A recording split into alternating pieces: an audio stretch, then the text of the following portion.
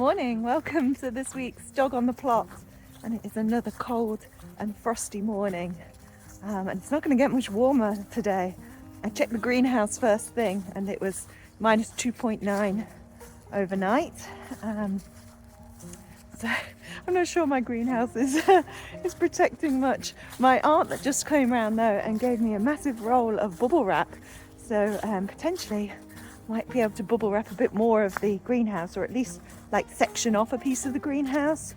I could also put one of my mini greenhouses into the big greenhouse, the glass one, which is what I did last year and offers that little bit more protection.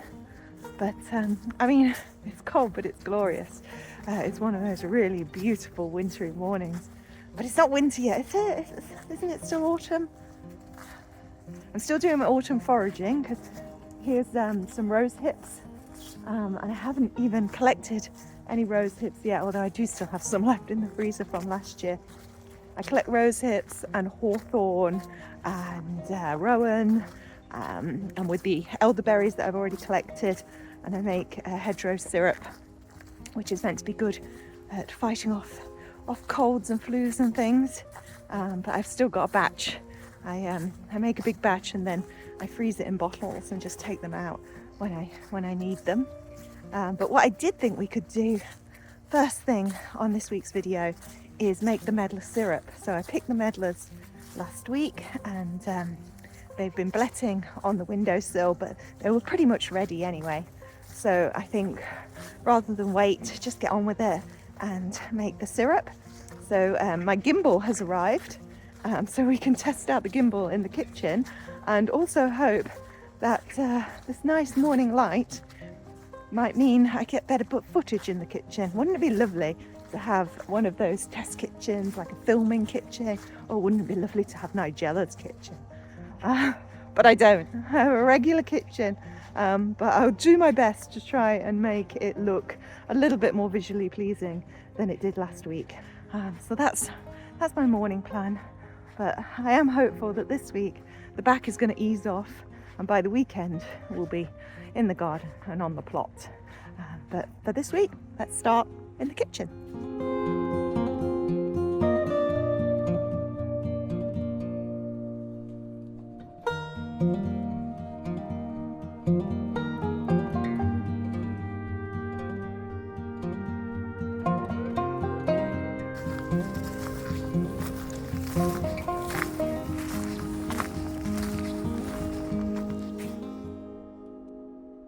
Okay, we're in the kitchen. I've set you all up on the gimbal, and if I move over here, oh no, you should have followed me. Oh, hang on. Oh yeah, that setting has come off. There we go. Right, ready for this now? Why is it not doing it? One sec. Okay, are you ready? Yes! There we go. Okay, I'm not going to do it too much. I don't want to make people seasick. But all right, we're not just in the kitchen to play about with the gimbal. I'm going to make this medlar syrup, honey, jam, jelly. We'll see what it turns out like. I used the recipe. Is it David Leibowitz? I'll link it below. I used his medlar jelly recipe. But as I said, last year it just became kind of a runny honey consistency. In fact, I'll show you. Oh, will it come all the way down here? Don't look in my fridge. It's a disaster. Where is it? Okay, there's a little bit left in the jar there. So that's the kind of consistency. And then I've got another jar in there that's only got a bit in as well. So definitely ready to make some more. Oh, I need an apple. Right. Oh, actually, I wanted to go and look at my apples because I've wrapped them all up to store, but we know what one bad apple can do. So I do need to check them. So medlars, apple, a lemon, which I've got, or half a lemon. Oh no, the sugar. Oh, but that's okay. We don't need the sugar until tomorrow because today we're just making the infusion. Okay. Right. Let me get an apple and then I'm going to wash all the medlars. Okay, so my medlars are now washed. I've got about 2.5 pounds here. You can do up to like £3, I think, probably on this recipe. measurements are a little bit fluid, I would say. These are ugly fruits. Oh, little ugly fruits. They're sometimes called monkey's bottoms and something else rather rude. But the pulp inside is delicious. And once you get rid of the skin and the pips inside, you're just left with that toffee-like pasty deliciousness. Now all I'm doing is quartering them and putting them into my Instant Pot, or you can just use any old pot, and some are a little bit harder than others, so that needs to continue being bletted. So if I come across one that's too hard, I'm just going to put that to one side. But yeah, I mean, I'm not even quartering, I'm just kind of roughly chopping and sticking it in. And then I'm going to roughly chop the apple in. Where did I put my apple? It's over there. And that you put in skin, pips, everything, all goes in. And I'm assuming it's there for the pectin. And then the other thing that's going in today is half a lemon. Not just cut and stuck in the pot, because this is going to come to the boil and then stay there, well, simmer for about 45 minutes. So I'll see you when we get to that bit. Okay, there we go. We have got a bowl full, oh, it smells good, of medlars, a chopped up apple, and half a lemon that then I just quartered. Okay, I've just put enough water in to cover the fruit, so it's just up to the line of the fruit. I put a lid on, I put the heat on, I'm going to bring it to the boil, and then I'm going to simmer it for 45 minutes. Okay? This is creepy, and now you can see the messy side of my kitchen.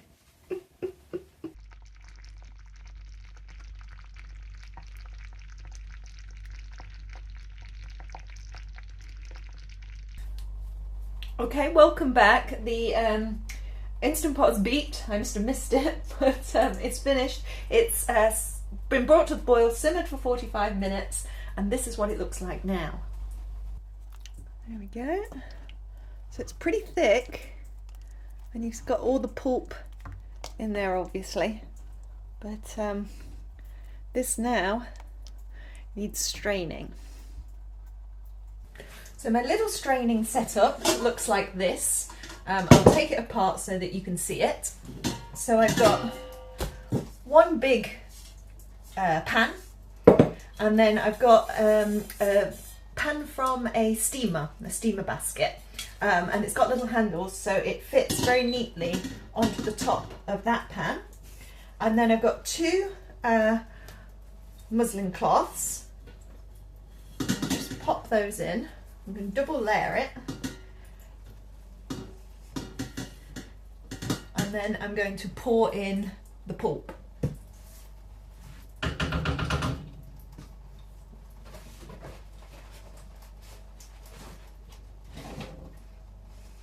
There's such a lot in here. I think this may have to be done in 2 batches. Right, this is probably gonna slop about a bit.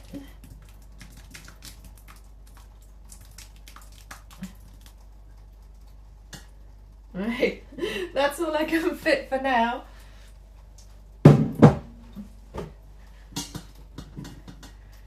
And that is just going to gently strain through the cloths and catch in the pan below.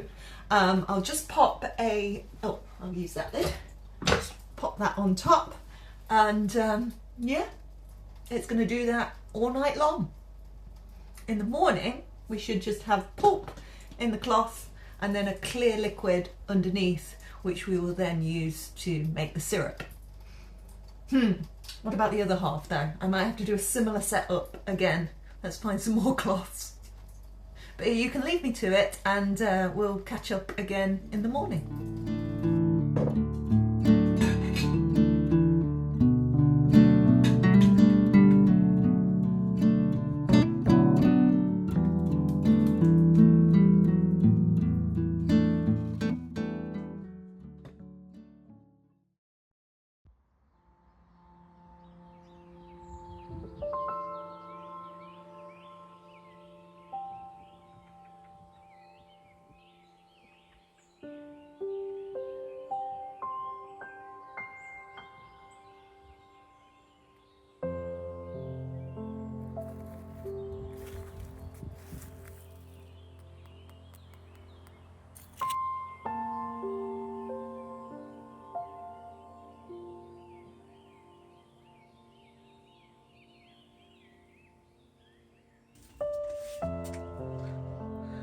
Oh lordy lordy, it is a cold one this morning.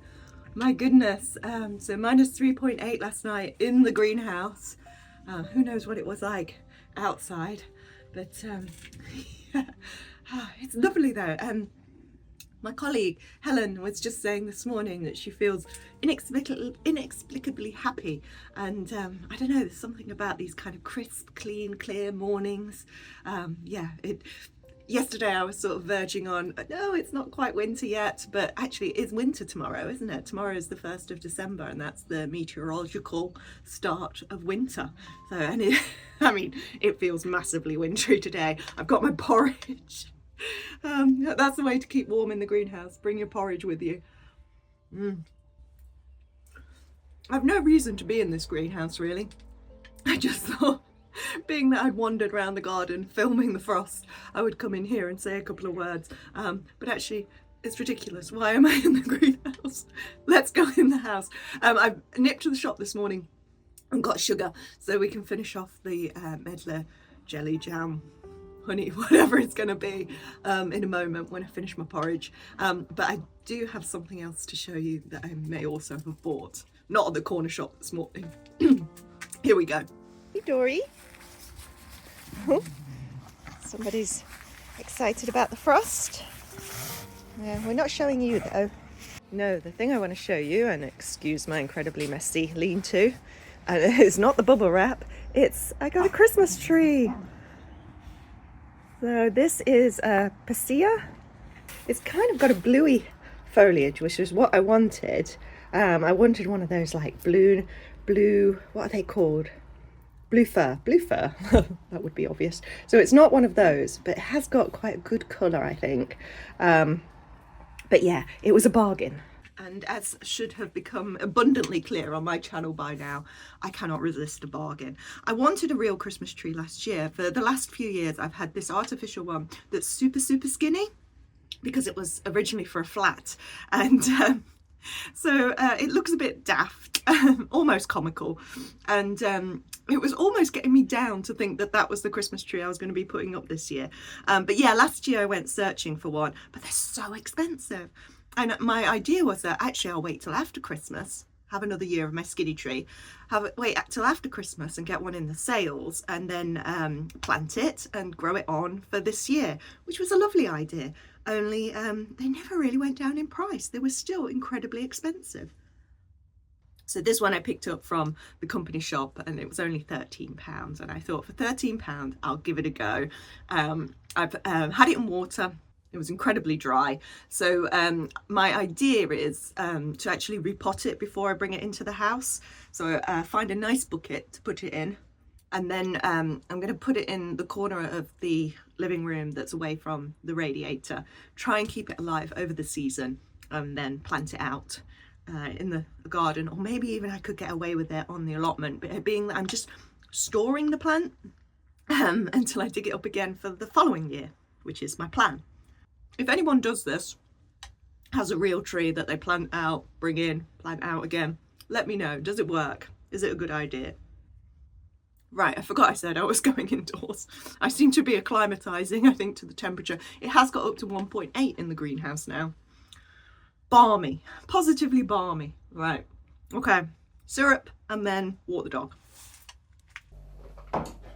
Okay, we're back in the kitchen, and the medlar mix has been sitting over the bowl for, gosh, a long time now, at least 12 hours. And this is what it looks like now inside. Okay, so you've just got the dry pulp above what I hope is going to be about 1 litre of liquid. So there's the pulp, and you can see it's pretty dry. Now it's going to be super tempting to squeeze this, but you must resist. And I say this as someone who would definitely really want to squeeze this. So instead, I'm just going to lift it out, still in the steamer pot, and yeah, we've got a fair bit of liquid underneath. Sorry about that, Dory, seeing the postman. Okay, let's see what we've got. Oh, maybe we're not going to have quite as much. Oh, look at that though. Look at that consistency. Could you see that on the screen? Yeah, I think so. Oh, it's already quite thick. That already seems honey-like. That's about the consistency of my last batch. Maybe we'll be making jelly this time. Okay, let's not waste any. It's like nectar. I've also got my other bowl because I couldn't fit it all in. Let's have a look. Yeah, that looks the same inside.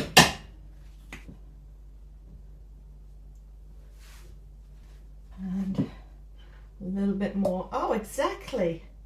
Almost exactly a litre. Perfect. That's what you want. It seems such a little amount after such a big pot of ingredients, but that's how it goes. Of course, none of that pulp will be wasted in the sense that it will go in the compost heap. Let's have a little try. Definitely needs sugar. That's what I would say. Definitely needs sugar. Right, wait, I have got sugar. I've got sugar. I've just got normal granulated, and you need about 600 grams, I think the recipe says. 3 cups, 600 grams. Get my little scales out, see if they've given up the ghost yet. Okay.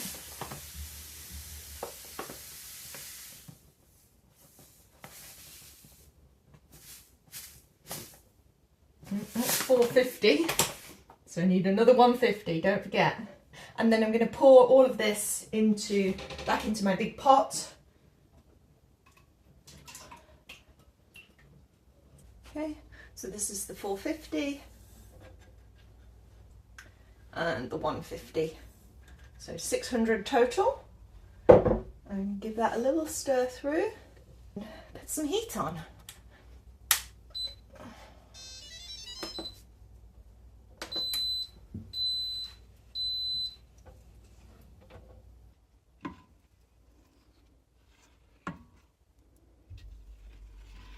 So I'm going to bring this to the boil, and it wants to get to 104 degrees centigrade, which is your boiling point, your jam point. There we go, I found my jam thermometer. So jam.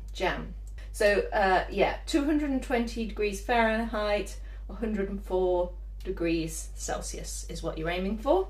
Now obviously I don't want to actually make jam, I want to make honey, but last time I got it up to there and I boiled it for the 4 minutes or whatever it is that you do, you know, when you normally make jam, and it still stayed like a runny honey. So I don't know about, it's probably something to do with the pectin levels. Anyway, so I'm just going to heat it up, let it boil for a couple of minutes and say job done.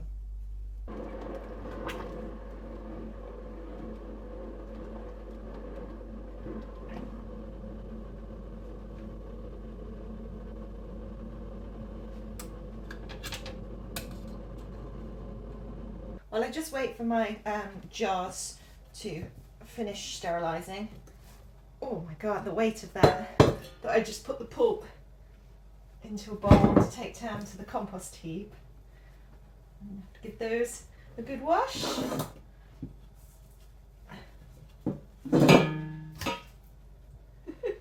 Looks like baby food. It'd be lovely to be able to do something with all that bowl of stuff, but it's all skin and pips and things in there as well as the pulp. So best thing for that is a compost heap. Right, so I shall take that down.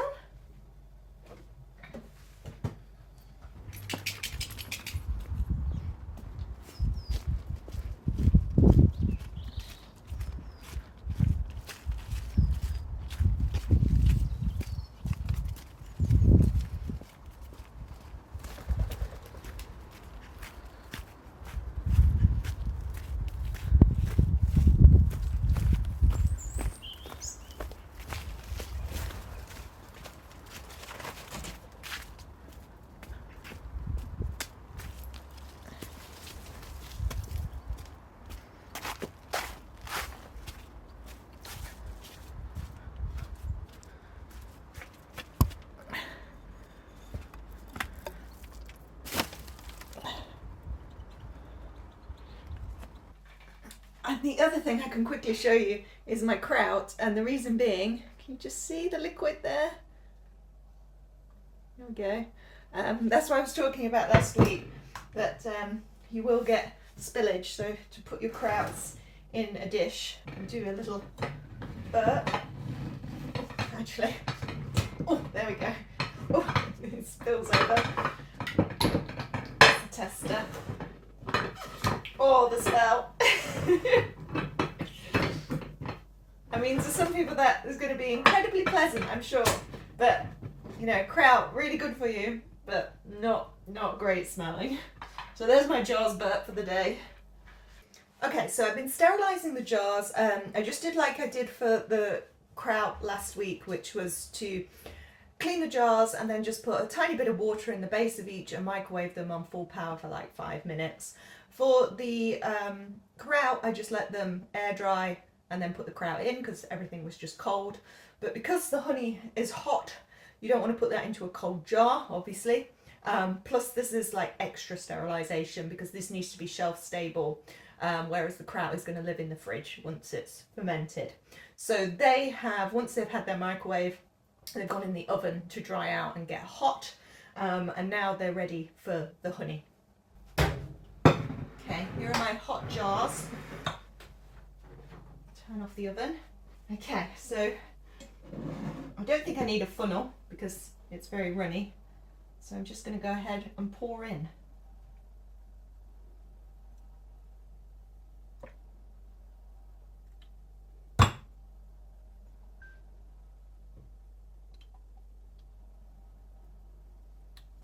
And there we go, we're done. I've tightened each lid while it's hot. Just pick it up by the lid because the jars are still toasty. But you can see it's like a lovely clear liquid. Yeah.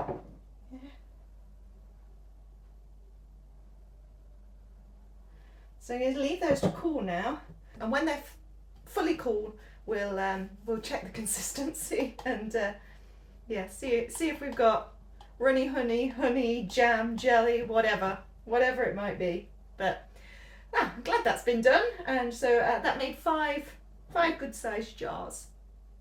So I hope you enjoyed doing a bit more in the kitchen again this week. But that's it for this week in the kitchen. We'll get back into the garden at the weekend and hopefully the plot as well. So I'll catch you then. Right, dog walk.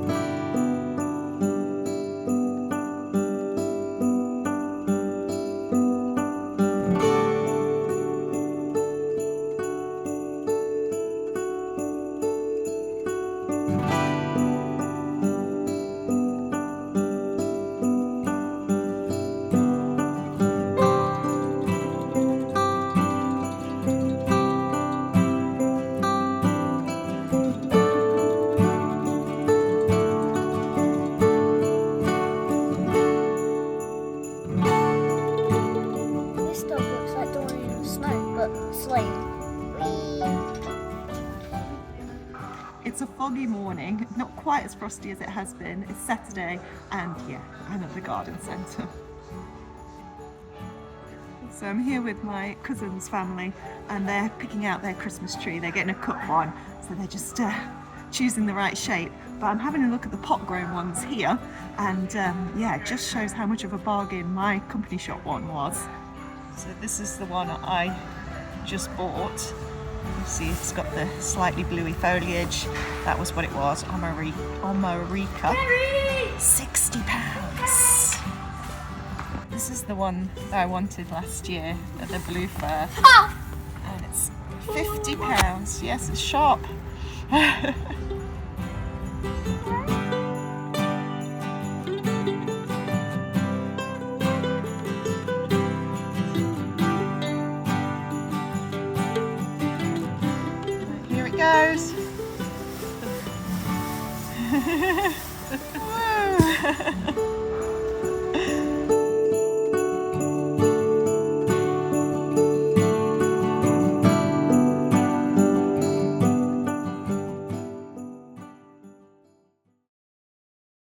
Okay, it's Saturday afternoon and I've had lunch, and although it is absolutely freezing out here, so according to the forecast it's still -1 outside. In the greenhouse right now it's 3.1.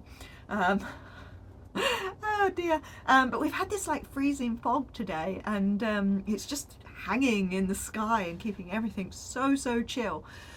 But my back's feeling a little bit better. I don't want to overdo it, but I do want to do something.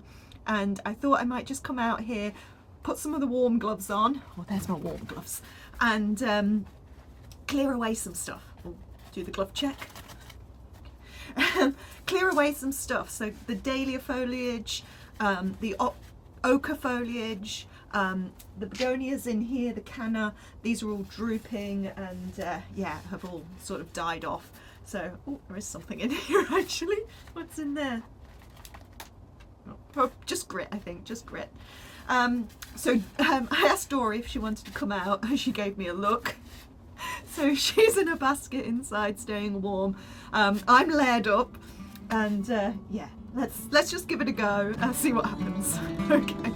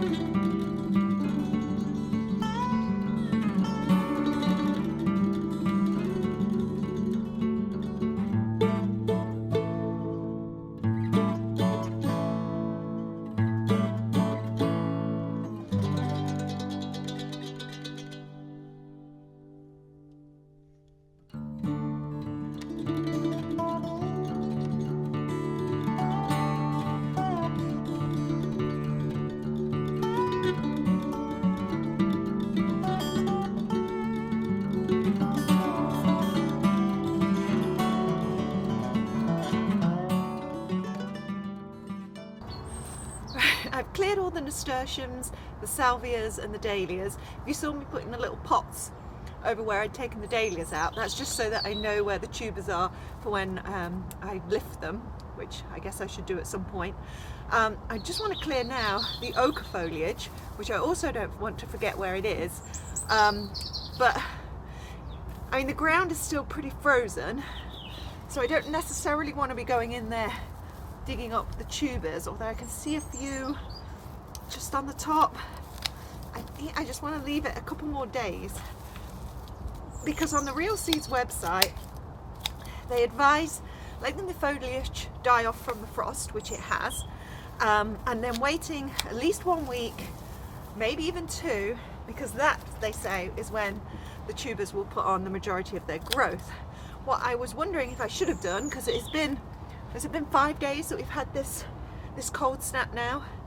I'm wondering if I should, as soon as the foliage had died off, fleece them or covered them in some way to protect the tubers. Now they've just been frosted for like 5 days. I really don't want to lose them, because I lost them all last year, and these ones on the surface, but they're on the surface, don't feel very firm. Okay, let's clear all the foliage away first and then make a decision.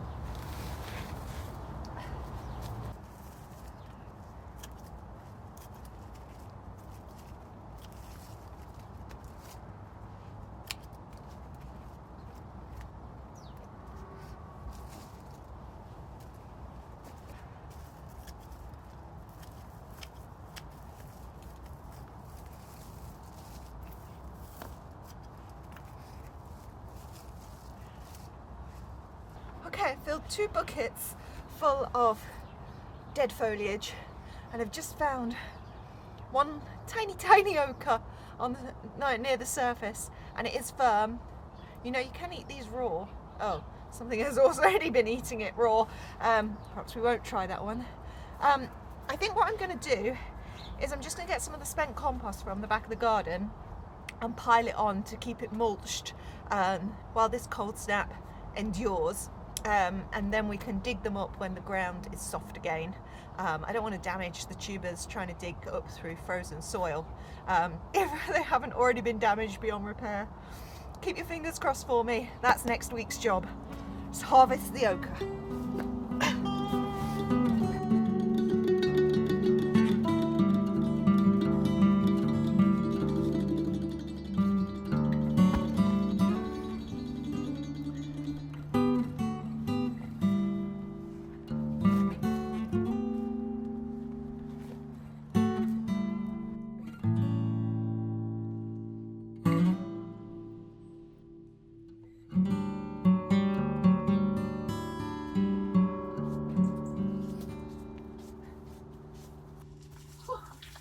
I've warmed up a bit.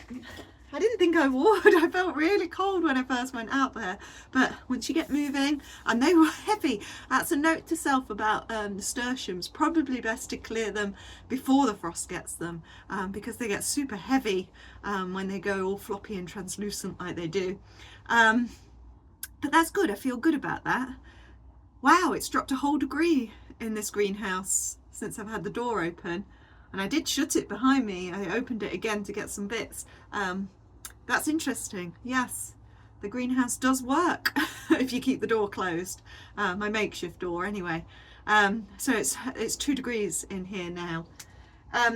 So my last job, I think, because I've got that thing where I've done something and now I feel like I'm on a roll and I should do more things, but shouldn't overdo it, and we're going to lose light soon. So I think what I'm just going to do is clear some of the foliage off the plants in the greenhouse, which is a bit of a shame because it's looked such a nice backdrop. My cousin mentioned this morning that she thought doing these shots in the greenhouse looked really nice, but I said probably not for long. This colour won't last for long. Maybe I'll put some fairy lights or tinsel in here. Anyway, let's clear some of that stuff and then probably call it a day.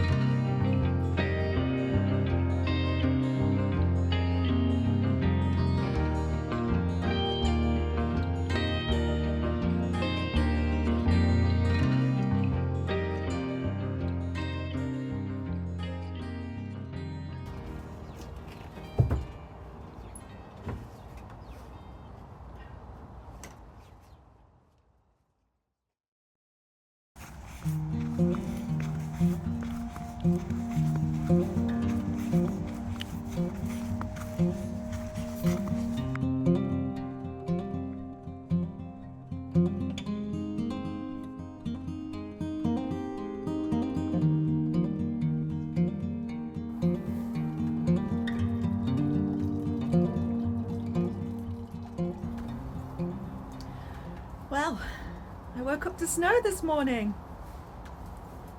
We have snow. So the snow was forecast between sort of 1 a.m. and 3 a.m. last night, and I went to bed at like 9. So I figured by the morning, if we did get any, it'd be gone, because it was rain forecast after the snow. And then I think I woke about 5 and I thought I heard rain. I thought, oh, I'll quickly get up and just look out the window and see if there's any snow left. And yeah, we had snow. So I got up, I put on my onesie and went out and captured it for you. I was telling Claire at Garden on the Hill, that's YouTube dedication right there. But the reason I did it was because I thought by the time the sun came up, the snow would be gone, because we'd got this rain forecast. But by the time the sun came up and you'd woken up, the snow was still there. So Dory went out and had a look, and then I thought we better come down the plot, because it's tradition, isn't it, to come to the plot and see the snow. I say tradition, we've only had it snow once before, but I came down that day and I've come down this day, so now it's a tradition. Oh baby, you're shaking, you've got your jumper on. You want to get to the park, don't you? You want to play in it. So yeah, we're really only here to survey and have a look. It's amazing how many animal footprints there are in the snow. Certainly my path along here seems to be a route for the foxes, I imagine. Dory's gone off to explore. Or perhaps she'll have a look at Mark's pond. He said this morning that the liner had a hole in it, which I think anybody who's made a pond with pond liner knows that the stuff is an absolute nightmare. I wonder how my brassicas are doing up on the stack over there. And my poor I got the globe artichokes. Never did get those in the ground, did I? Still, this cold snap should be over by the middle of next week, and the ground will be workable again. And yeah, if things are still alive, then I will most certainly get them in the ground. I did wonder if the ground was workable enough to just pull some carrots, because I haven't got very much in the fridge at home at the moment. Where's she gone? Dory? Dory! Grabbed her. Oh, now she's going. Go this way, Dory. This way. Onto my plot. She stares at me. Go, go, go.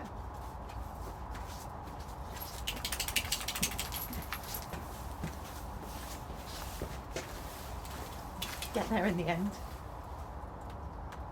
Yeah, so I only intend to drink my tea and have a little poke about, have a look about, and then take the dog for a walk, and then I think I'm staying in for the rest of the day. So I hope wherever you are, you got a little taste of snow, because it is great, isn't it? But not so much that it's made life difficult for you. And yeah, here's to some warmer weather next week then, and some more garden jobs.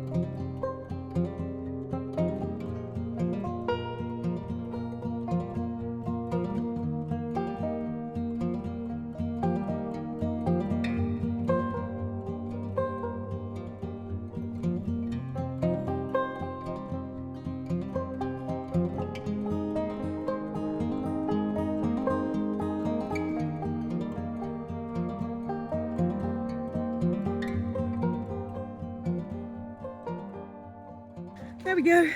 2 dogs walked. That was nice. Doria got to run around with Lottie. So I'm going to head home now, and I'm actually going to spend the afternoon cleaning. Take advantage of this bad weather to stay out of the garden and actually do some housework. So I'm going to do that, but mostly because I will need the house clean so that then I can put up the Christmas tree. Because I think we've had a rather Christmas themed episode in the end, haven't we? Bought a Christmas tree, went and saw more Christmas trees, went around the garden centre and looked at the festive stuff, and now we've had snow, so it only seems fitting to put the tree up, and we're in December now. So I'm going to do that. What I did yesterday, after I said I wasn't going to overdo things and then promptly went and overdid things, I also potted the Christmas tree up. So I put it in a slightly bigger pot with some compost that was for containers and hanging baskets. So I'm hoping that sort of holds onto the water well to keep the tree alive while it's in the living room. But yeah, so I'm gonna head home and do that, and maybe I'll film the tree a little bit and we'll say our cheers for this week. All right, catch you later.